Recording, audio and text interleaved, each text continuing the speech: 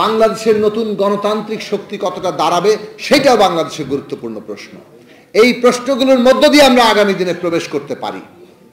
এগুলো শুনতে অনেকেই রাজি না।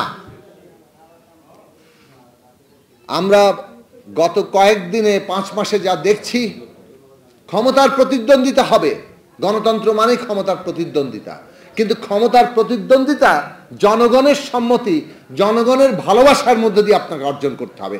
আপনি জনগণের উপরে নানান ক্ষমতা মানে শক্তি প্রয়োগের মধ্যে দিয়ে আগে ভাগেই সব দখল করে নিতে চাইছেন, সেইটা কোনো ক্ষমতার প্রতিযোগিতা না। আপনারা একই পথে হাঁটছেন এবং ওইটা লক্ষণ দেখাচ্ছে যে বাংলাদেশে ফ্যাসিবাদের বদলে গণতন্ত্রের পথে আমরা যাইতে পারবো কিনা এই সন্দেহ জাগাচ্ছে।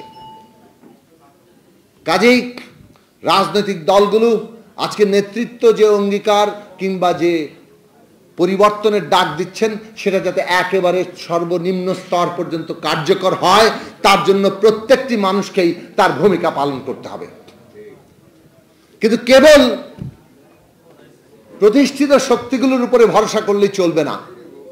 তরুণরা যে পথ দেখিয়েছে, তাতে যদি বাংলাদেশের নতুন রাজনৈতিক শক্তির উদ্বোধন ঘটে তরুণদের মধ্য থেকেই, সেইটা বাংলাদেশের জন্য অত্যন্ত গুরুত্বপূর্ণ।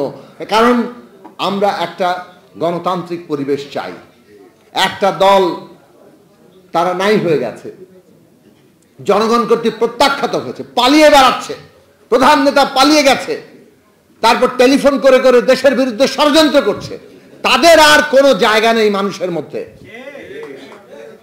কিন্তু বাংলাদেশে তো গণতন্ত্র দরকার, বাংলাদেশে তো নতুন রাজনৈতিক শক্তি আসতে হবে। মনে রাখবেন, ক্ষমতা যদি একজনের হাতে চূড়ান্ত ক্ষমতা এসে জমা হয়, তাহলে সেইটা তাকে